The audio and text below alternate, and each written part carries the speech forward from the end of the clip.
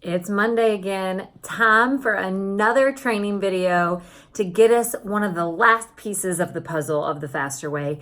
Thank you guys for being so patient with me as we have walked you through first that intermittent fasting, now tracking macros, and then we're finally to the carb cycling. And I know you guys are itching to get on the carb cycling train. And you know, if you've been following the meal plan, you've actually been carb cycling all along and didn't even know it. So today I'm going to give you all you need to know about carb cycling. Again, I appreciate you being patient. I promise this is the best way to go about it. It is incredibly overwhelming to change everything at once. So this time we have moved kind of slowly through it, and it's wonderful. You guys are now masters at intermittent fasting. You're practicing that tracking macros. Now we're gonna throw in that carb cycling to where you will have this lifestyle down. You guys, this is a marathon. It's not a sprint. It is much better to do it this way than get overwhelmed day 2 and think, oh my goodness, I can't do this. It's too much. I'm changing too much. And then you think you're failing and then you aren't motivated. It's a dangerous slope. So this is why we've done it this way. And I promise you guys, it is effective. And I appreciate you trusting me and trusting the process. So by the end of this week, you guys are going to be so used to tracking and posting that nutrients screenshot to the daily thread every day for me to check in on those macros. You're still practicing that eliminating gluten or dairy. Some of you guys might even be feeling those benefits of eliminating those. I know I instantly felt a lot less bloated. And then you guys are killing the intermittent fasting. Hopefully that's getting easier every single day. You find yourself not counting down till noon anymore, where it's kind of becoming second nature. Your body's getting used to it. You're getting used to it. Hopefully you're crushing those workouts, maybe increasing cycling. So what carb cycling is exactly what it sounds. We have days of low carbs with days of high carbs. Now, not necessarily higher than normal, these are known as regular macro days. So we have 2 specific days in the faster way. We have a low carb day and we have a regular macro day. Monday and Tuesday, okay? Monday and Tuesday are low carb days. These days, you're going to aim to get under 50 net carbs those 2 days. Now, net carbs means carbohydrates minus fiber. So you could have 80 carbs, but have eaten 30 grams of fiber and you're at 50 because 80 minus 30 is 50, and that's okay. So make sure you're calculating net carbs on those days. Now, because we're not eating our typical amount of carbs those 2 days, we have to then fill in the rest of our calorie needs with another macro, and that's fat. So you're going to increase your fat that day. I'm talking like over 100 grams of fat.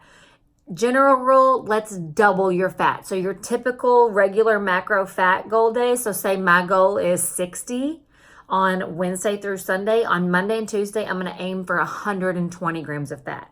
So I want you to think all those oils and the salad dressings, all the cooking oils, all the nut butters. I'm telling you, spoonfuls of nut butter on Monday and Tuesday, dark chocolate, seeds, those fattier meats. So like steak could be on those days, bacon, eggs, avocado.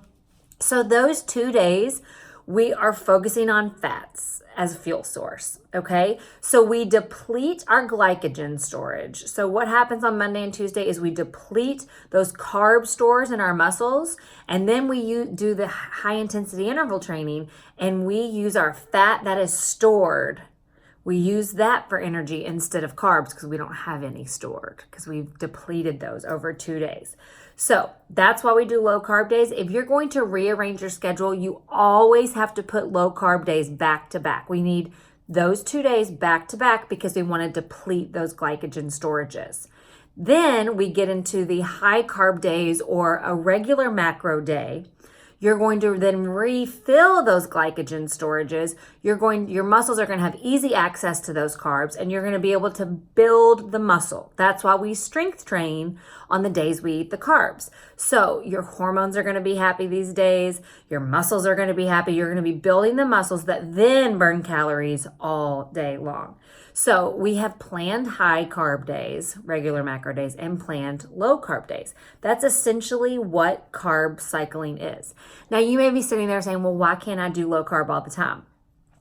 It can be detrimental to our hormones, our metabolism, our thyroid. It can cause our body stress, which releases cortisol, which then stores fat. So you see people that do low carb.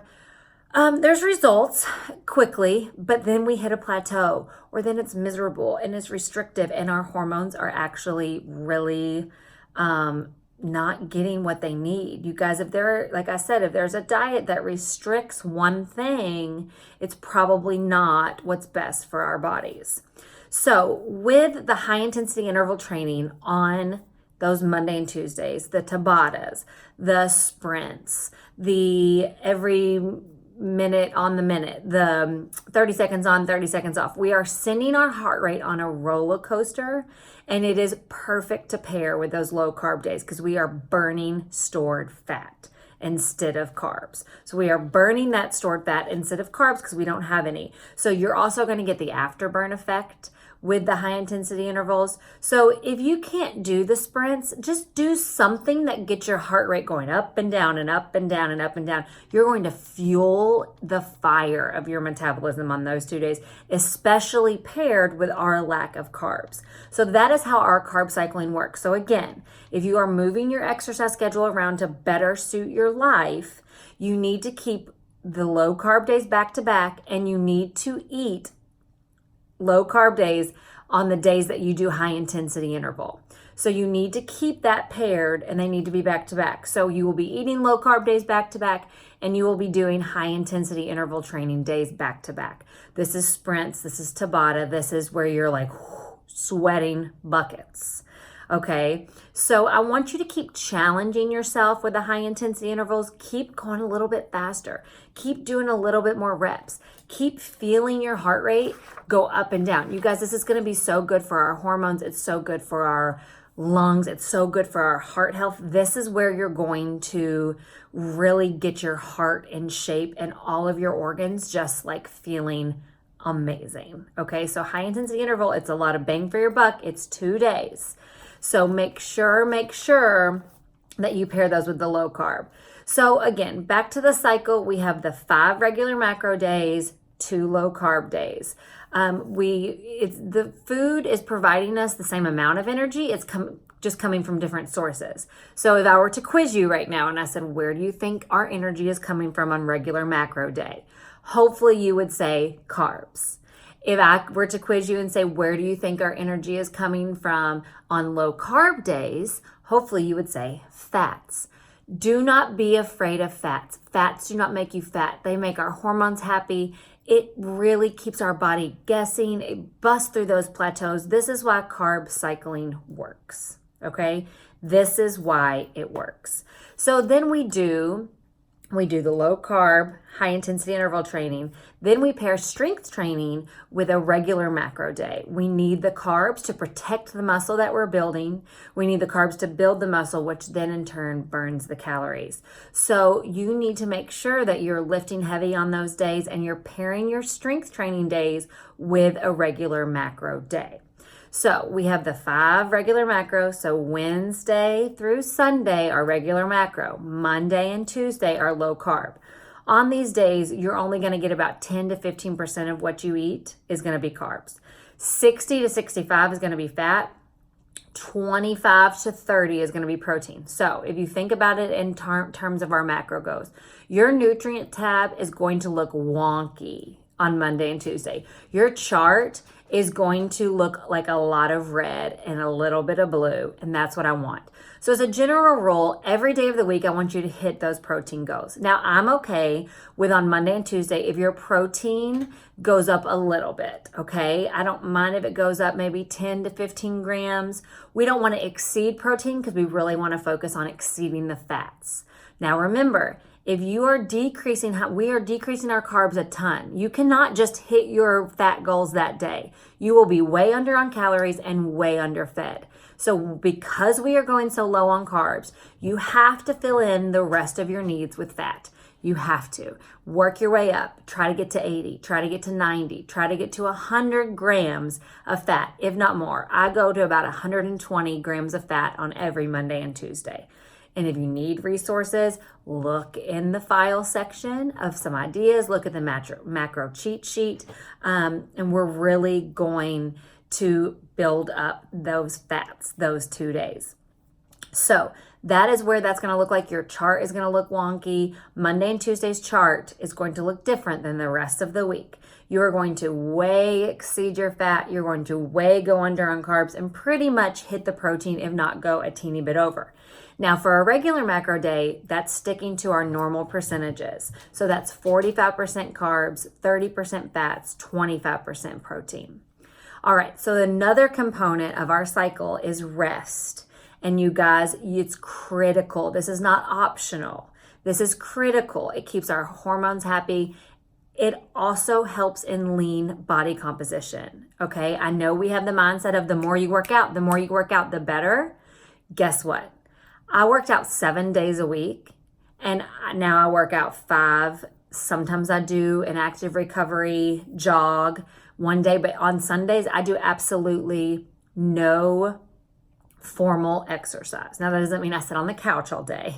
We also want to focus on moving and just getting steps and, not being glued to the couch. Just like, I'm chilling all day. No, we're going to be active individuals, but no formal exercise.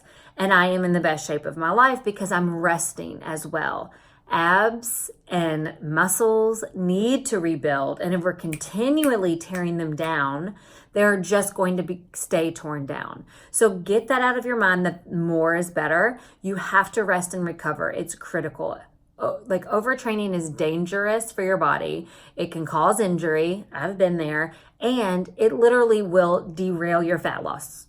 I'm not joking, okay? I know some of you are like, I don't believe her. I'm going to work out every single day. I promise you, your results will not be what they need to be if you are not resting. You need to have at least 1 to 2 days of full rest a week, okay? The other day, I would like for you to do an active recovery, whether this is hiking, swimming, dance parties with your family, yoga, boxing, whatever you enjoy. It should fill you up. It should make you feel happy. It should make you feel good.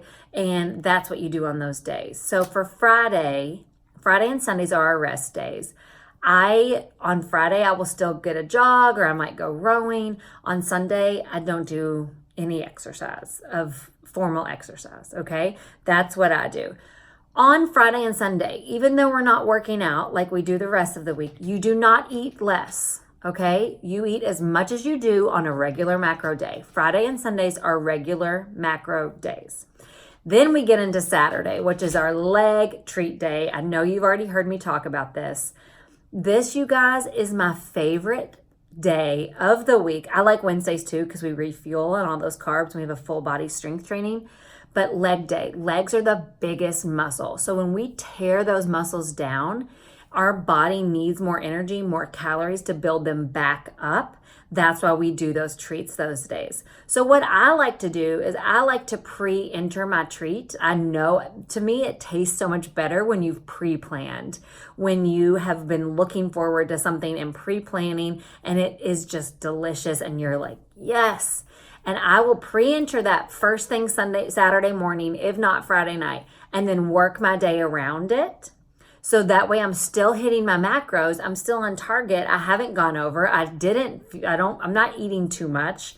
That's what I like to do. If you just want to not worry about it and not track your treat, then that's fine with me too. You make a decision what's best for you. You can try to do these gluten or dairy free. I personally do not. Just letting you know. So make a decision what works best for you. Track them if you would like to. To me, it keeps me more on track. And I don't feel icky, like stomach wise, after I've had the treat. And you should not feel guilty at all. We intentionally have treats on Saturday, and I encourage you to do those treats.